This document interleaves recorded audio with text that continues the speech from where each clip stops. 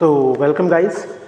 जैसे कि आप सभी जानते हैं, मैं अपने YouTube चैनल पर आपको एग्ज़ाम की प्रिपरेशन करा रहा हूं, जो कि एग्ज़ाम है जामिया का या फिर स्कूल ऑफ स्पेशलाइज्ड एक्सीलेंस हो, यानी कि वो ह्यूमैनिटीज़ की स्ट्रीम का हो। ठीक है। और जिस भी एग्ज़ाम के अंदर हिस्ट्री आती हो, ज्योग्राफी आती हो या सिविक्स आती हो, तो मैं उनकी एक वीडियो जो है डेली डालने की कोशिश करता हूं, डेली पोस्ट करने की, अपलोड करने की कोशिश करता हूं कि डेली एक वीडियो आपको इस चैनल पर मिलती रहे। इसके अंदर क्या होगा कि हम इम्पॉर्टेंट पॉइंट्स जो हैं चैप्टर के, जो आपके एग्ज़ाम में पूछे जा चुके हैं या आने वाले एग्ज़ाम के अंदर पूछे जा सकते हैं। तो अब जो मैं आपको ये तैयारी करा रहा हूँ, ये है जामिया का जो एग्ज़ाम है, जामिया मिलिया इस्लामिया जो यूनिवर्सिटी है, उसका क्लास 9th का एंट्रेंस एग्ज़ाम अब 2023 में, यानी 15 या 16 मई को होगा वो एग्ज़ाम। तो उस एग्ज़ाम के अंदर कुछ सवाल इसमें से आ सकते हैं।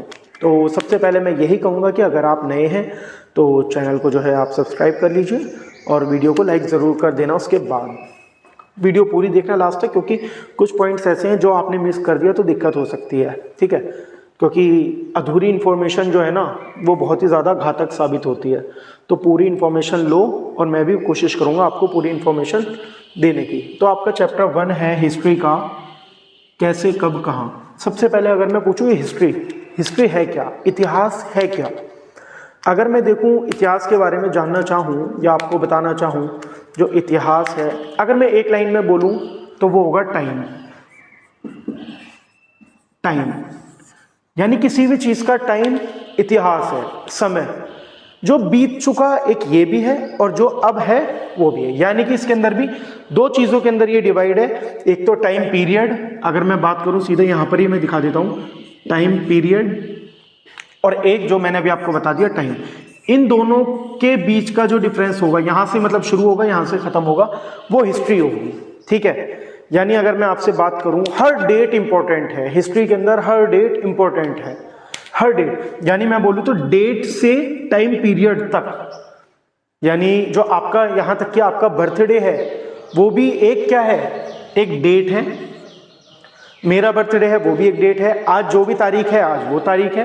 बट आज मान लीजिए, अब से मैंने बात करी जब 19 फरवरी 2023 में एग्जाम हुआ था, किसका, SOSC का,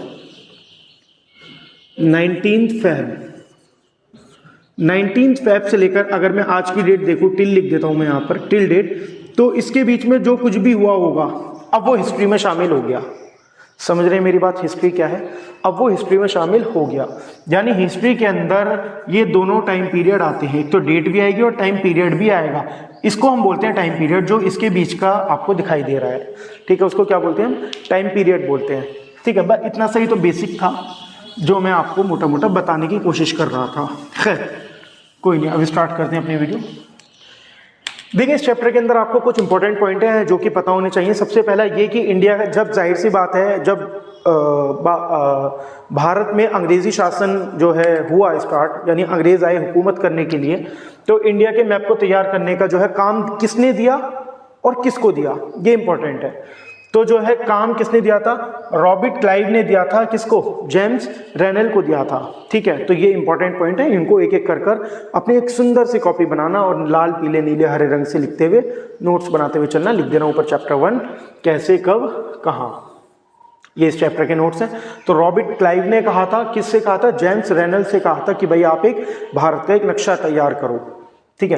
अब क्या है, वॉरेन हेस्टिंग्स जो थे वो थे फर्स्ट गवर्नर जनरल। जाहिर सी बात है, अगर कोई देश, मान लीजिए आज की डेट में तो जैसे हम प्राइम मिनिस्टर हैं, अब तो जो है लोकतंत्र है यहाँ पर, अब तो ये सब आज़ाद हो चुका। तो पहले जब यहाँ पर शासन था, अंग्रेज़ों का गुलाम थे हम लोग, तो यहाँ के जो पहले गवर्नर जनरल थे वो 1773 में बने। कौन थे, वॉरेन हेस्टिंग्स। ठीक है, वॉरेन हेस्टिंग्स बने थे। तो ये आपको इंपॉर्टेंट पॉइंट याद रखने हैं। और लास्ट गवर्नर जनरल जो थे वो थे लॉर्ड माउंटबेटन। कौन थे, लॉर्ड माउंटबेटन थे लास्ट गवर्नर जनरल। ठीक है, अगर मैं आगे की बात करूं, ए हिस्ट्री ऑफ ब्रिटिश इंडिया, ये किताब है, ये किताब का नाम है a history of British India. ये क्या थी, 1871 में ये बनाई गई थी। किनके द्वारा बनाई गई थी, स्कॉटलैंड के कोई अर्थशास्त्री थे जेम्स मिल, उन्होंने ये किताब क्या लिखी थी, उन्होंने क्या करा था, उन्होंने स्कॉटलैंड के अर्थशास्त्री थे जेम्स मिल, उन्होंने ये किताब लिखी थी। ठीक है, कौन सी किताब लिखी थी? तो ए हिस्ट्री ऑफ ब्रिटिश इंडिया। इस किताब को टोटल जो है 3 खंडों में बांटा गया था उस दौरान जब ये किताब लिखी गई थी।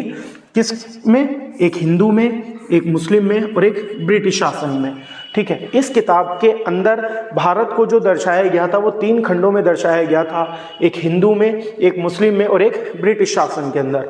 अगर मैं बात करूं आज की डेट में, प्रेजेंट में जो हम हिस्ट्री जिसे मैं बोल रहा हूं, तो आज की डेट में जो हम पढ़ते हैं वो है प्राचीन, मध्यकालीन और आधुनिक इतिहास। ठीक है सॉरी, प्राचीन भारत का इतिहास, मध्यकालीन भारत का इतिहास और आधुनिक भारत का इतिहास। तो आज की डेट में हम ये तीनों पढ़ते हैं। ठीक है, तो जो मध्यकालीन में था वहां पर जो था किनका शासन था? मुगलों का शासन था, मुस्लिम का शासन था। यानी जो आधुनिक था इसके अंदर ब्रिटिश का शासन था, ऐसा इन्होंने बता रखा है। और जो इसमें था प्राचीन काल के अंदर हिंदुओं का शासन हुआ करता था, ऐसे इस किताब के अंदर बता रखा है इस तरीके से ही। खैर, अब बात करते हैं औपनिवेशिक। औपनिवेशिक क्या होता है? देखिए, जब एक देश दूसरे देश के दबदबे से राजनीतिक, आर्थिक या सामाजिक और सांस्कृतिक बदलाव लाते हैं, उसे हम बोलते हैं क्या? औपनिवेशिक। क्या बोलते हैं? उसे हम औपनिवेशिक बोलते हैं। यानी कि एक बात मैं अगर बोलूं, जाहिर सी बात है, जैसे भारत देश है, अंग्रेज जब भारत में आए तो जाहिर सी बात है जब उन्होंने हम पर शासन किया, उन्होंने हम पर दबदबा डाला, शासन किया, तो यहाँ पर राजनीतिक बदलाव भी देखने को मिले, यहाँ पर आर्थिक बदलाव भी देखने को मिले, यहाँ पर सामाजिक बदलाव भी देखने को मिले और यहाँ पर सांस्कृतिक बदलाव भी देखने को मिले। तो यानी औपनिवेशिक का क्या अर्थ बताया मैंने आपको? जब एक देश दूसरे देश पर दबदबा डालेगा तो चेंजिंग्स क्या क्या दिखाई देंगे? तो राजनीतिक चेंज दिखाई देंगे, आर्थिक, सामाजिक और सांस्कृतिक बदलाव हमें नजर आते हैं। ठीक है, अब भारतीय राष्ट्रीय अभिलेखागार, ये एक अभिलेखागार है जो भारत के अंदर ही है। ठीक है, ये कब बना था? तो 1920 के दशक में ये बनाया गया था। कब बनाया गया था? 1920 के दशक में ये बनाया गया था। अब क्या हुआ था, इस दौरान जब अंग्रेजी हुकूमत थी भारत के ऊपर, तो एक चीज का बहुत ज्यादा रोल चलने लगा जो कि था सर्वेक्षण। सर्वेक्षण को हम क्या बोलते हैं? इंग्लिश में वो बोलते हैं सर्वे। तो इसके अंदर क्या होता था? जाहिर सी बात है, मान लीजिए कि मैं अभी आपको पढ़ा रहा हूँ, तो मुझे इस चैप्टर का सब कुछ पता होना चाहिए, इस चैप्टर के बारे में सब कुछ पता होना चाहिए। मान लीजिए हम किसी एग्जाम की प्रिपरेशन कर रहे हैं, जामिया क्लास 9 के एग्जाम की प्रिपरेशन कर रहे हैं, तो हमें उसका बेसिक नॉलेज होनी चाहिए कि प्रीवियस ईयर में ये सवाल आए हुए हैं और ये सवाल इंपॉर्टेंट है और ये सवाल में से इस टॉपिक में से ये सवाल पूछा गया है, तो यानी ये वाला सवाल भी इंपॉर्टेंट होगा। तो इस तरीके से क्या होगा, हम एक चीज़ों को जान पाएंगे, सीख पाएंगे जब हम थोड़ा सा छानबीन करेंगे। तो छानबीन करने को ही एक तरीके से सर्वेक्षण का जो है महत्व इस दौरान बढ़ता गया जब अंग्रेजी हुकूमत थी भारत के अंदर। ड्यूरिंग औपनिवेशिक शासन में चलन जो है इसका बहुत महत्वपूर्ण हो गया। किसका चलन महत्वपूर्ण हो गया? सर्वेक्षण का चलन बहुत ज्यादा महत्वपूर्ण हो गया। देश पर अच्छी तरह शासन चलाने के लिए उसको सही ढंग से जानना बहुत जरूरी है। देखो, साफ ये लिखा हुआ है कि देश को अच्छी तरीके से चलाने के लिए, एक नियमित रूप से चलाने के लिए अंग्रेजों ने क्या किया? जानना शुरू किया कि भाई भारत को थोड़ा सा देखते हैं कि आखिर भारत के अंदर कौन सी चीज क्या है, कौन सी चीज क्या है, कौन सी चीज कहाँ है, ये तक। तो इन्होंने कुछ सर्वेक्षण किए जो कि मैंने 3-4 लिख रखे हैं यहाँ पर। धरती की सतह इन्होंने जानी,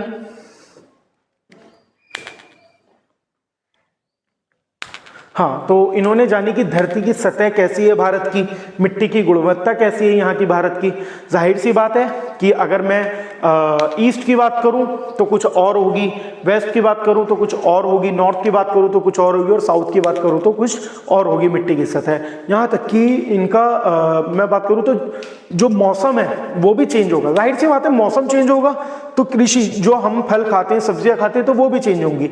मौसम के ऊपर ये सारी की सारी चीजें डिपेंड करती है। तो मिट्टी की गुणवत्ता उन्होंने जो है सर्वेक्षण के अंदर चेक की, धरती की सतह चेक की, पेड़ पौधे और जीव जंतु, यहाँ तक कि जो आपने पढ़े होंगे उष्ण कटिबंधीय जो है क्षेत्र हैं और पर्णपाती वन हैं, ये पर्णपाती वन आपने सुने होंगे।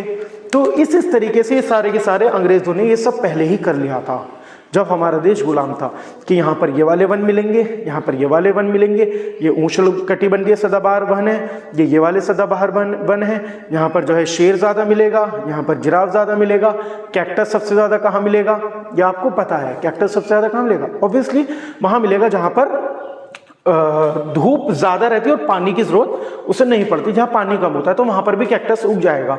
बट आपको पता है कि नॉर्मल पेड़ को उगाने के लिए क्या चाहिए, पानी भी चाहिए, बट कैक्टस को पानी की ज़रूरत इतनी नहीं होती, थोड़ा बहुत मिल जाए वो उसमें बढ़िया रहता है, मस्त रहता है, कोई दिक्कत नहीं होती उसे। ठीक है, तो ये सब अंग्रेज़ों ने कर लिया था। ये इंपॉर्टेंट चैप्टर्स थे, इंपॉर्टेंट पॉइंट्स थे इस चैप्टर के। तो अगली वीडियो के अंदर मैं आपको चैप्टर 2 जो रहेगा हिस्ट्री का, उसको भी मैं मुकम्मल करा दूंगा। तो इसके अंदर से देखिए क्या क्या क्वेश्चन बन सकते हैं। एक तो ये क्वेश्चन बन सकता है कि फर्स्ट गवर्नर जनरल कौन थे, या तो कब बने थे, 1773 में बने थे, कौन थे, वॉरेन हेस्टिंग्स थे। लास्ट गवर्नर जनरल कौन थे, तो वो थे लॉर्ड माउंटबेटन थे। ठीक है, a history of British India book जो है वो किसने लिखी, वो लिखी थी जेम्स मिल ने लिखी थी। ठीक है, वो कहाँ के थे, अर्थशास्त्री थे, वो स्कॉटलैंड के अर्थशास्त्री थे। तो ये कुछ चीजें जो है ना ये सवाल के अंदर आ सकती है। इसको कितने खंडों में बांटा गया है, ये भी आ सकते हैं। तो इसको 3 कालखंडों में बांटा गया है, जो कि कौन से थे, हिंदू, मुस्लिम एंड ब्रिटिश। ये सवाल आ सकता है कि जो किताब थी ए हिस्ट्री ऑफ ब्रिटिश इंडिया, उसको 3 कालखंडों में बांटा गया है, वो 3 कालखंड कौन से थे। ऑप्शन ए में दे देगा आपको Hindu, Muslim, British. Option B के अंदर दे देगा आपको Hindu, Sikh, British. Option C के अंदर दे देगा आपको ब्रिटिश, हिंदू और सिख। और ऑप्शन डी के अंदर दे देगा आपको कि ये सभी, या फिर ये लिख देगा हिंदू, मुस्लिम, ब्रिटिश। तो आपको जो है जाहिर सी बात है, अगर पता होगा तो हिंदू, मुस्लिम एंड ब्रिटिश जो है इन 3 कालखंडों में किसे बांटा गया है, इस किताब को बांटा गया है, जिस किताब का नाम है a history of British India. ठीक है, तो ये इंपॉर्टेंट पॉइंट थे इसके। बाकी नेक्स्ट वीडियो के अंदर मिलते हैं। और अगर आप नए हैं तो चैनल को जो है सब्सक्राइब कर लीजिएगा, जैसे कि मैंने आपको पहले बताया था वीडियो स्टार्ट होने से पहले। और अगर वीडियो पसंद आई हो तो इसको लाइक करिए, कमेंट करिए एंड शेयर ज़रूर कर दीजिएगा। And thank you so much.